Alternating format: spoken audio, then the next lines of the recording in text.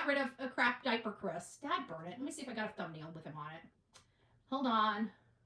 Can't believe I got rid of crybaby Chris. We're gonna have to fix that. That was all unintentional, y'all. You know I would never get rid of that photo. I must have been having to hurry and clean out my phone. How you doing? We're awake. We're awake. All right, so I don't want to curse you guys with that. I appreciate you. Okay, guys, we don't have shitty pants. We don't have shitty pants, Chris. Okay, I'm sorry, but we do have these pieces of crap. I think this is appropriate, right? Like this is when they chose not to help out in the search for their missing child. Chose to go out and feed themselves while everybody was out there busting their butt to work. And when people were outraged about this photo, Chris goes to that restaurant to demand who took that photo. He didn't care. He didn't care about Sebastian or the fact that everybody was outraged. He wanted to know who to blame for showing the world that they're liars. And they don't care about finding their missing child. They have better things to do, like eat and a facade to the world. Do I think Katie is capable of unaliving Sebastian? I absolutely do. Did she? I don't know. Is there violence in the house? Yes. Should that be worrisome? Yeah, because most of the people that send their kids off to these homes and have these organizations, thank you, me and you, I love that. They typically don't beat their children. They typically don't have the Department of Children and Family Services in their house. They just know that their child is out of control and needs a halfway house or a boys' home or something like that and put that in motion. They don't lie to law enforcement.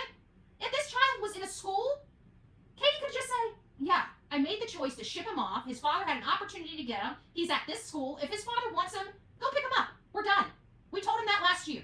His behavior has been horrible. We can't do it anymore. He is destroying our marriage. He's destroying our family. We shipped him off to school. But we don't have that. We have this.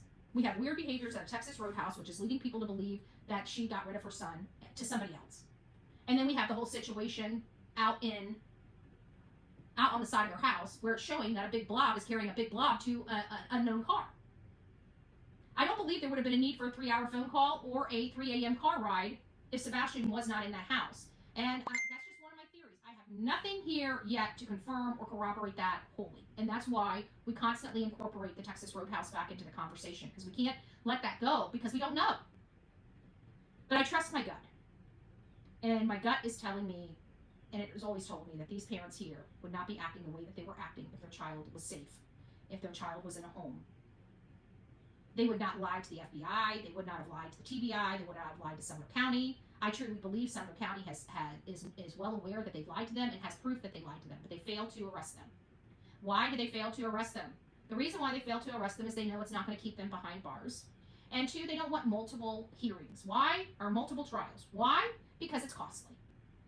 And they're broke.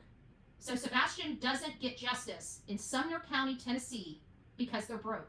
And even when Eric Craddock had an opportunity to bring money to his case, to Sebastian's case, the greedy son of a bitch went there and begged for him to have a raise. He could give 2 shits about Sebastian. He could care less whether Chris and Katie killed this kid, gave this kid away, whether this kid is abused, being SA'd, ST'd, HT'd. They don't care. I think Sumner County understands they probably kicked the wrong beehive. Just saying. But again, my job is not done in that county until 2028 is over. So they love me so much, they've got me tattooed on their butt, much like I got Sebastian's army tattooed on my shoulder. But where's Sebastian in all this? You know, I went over to, I don't even watch Reddit, but I can't stand Reddit. I think it's just, especially that Bowdy chick. That Bowdy chick is probably the biggest lying piece of shit out there. I've read, thank God to some people out there. You guys are calling her out on her shit left and right. And she's still sitting up there acting like she's a somebody that's a nobody. Baby, you are a nobody, okay? Compared to me, you're this big. And I know she hates that. Oh well, not my problem. Maybe if she was an upstanding, reputable person, she might have a bit better following. But people can see through her crap, and people are tired of being lied to. If you guys haven't noticed, the only channels that are growing in the true crimes are the ones that are actually covering true crimes, not the drama, not the bullshit. Those channels, they have had zero growth. Zero growth. So we're going to continue to grow. We're going to continue to advocate for as many victims as we can. But right now, the whole reason why I'm doing this show is I need my prayer warriors. I need my prayer warriors to say a lot of prayers. I'm not going to tell you what's going on today, but we need prayers. Seth needs your prayers. He needs your love. He needs your support. If you haven't been over to his channel and given him some words of encouragement here lately, maybe you should. Maybe you should. because he deserves our support. Every opportunity we can to support him. I was jammed up today. I was supposed to be with him, but I had a situation go on in Illinois that cost me more money than I had. I have to budget everything because we still have a lot of attorneys to pay. So I have to make sacrifices, and the sacrifice that was made this month was Sebastian's case and Seth's case. And it's all because of these hate channels. And I want you guys to remember that. These hate channels that you want to go over and look at, don't even give them that view. I hope they do the same thing to their side. Don't even go over to Maddie's to give her a view. Don't even look under the hood.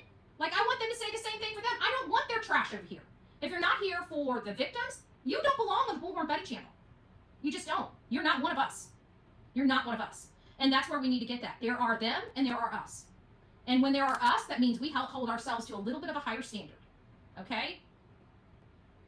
A little bit. You guys know. Half holy, half hood. You can pray with me, but don't play with me. And I know that my audience is probably a lot like me because the fruit don't fall too far from the tree, right? Birds of a feather. So I know if you guys are here and you like the way that we do things over here, you're probably a similar type of person. You probably have the same type of stripes, is what I'm saying.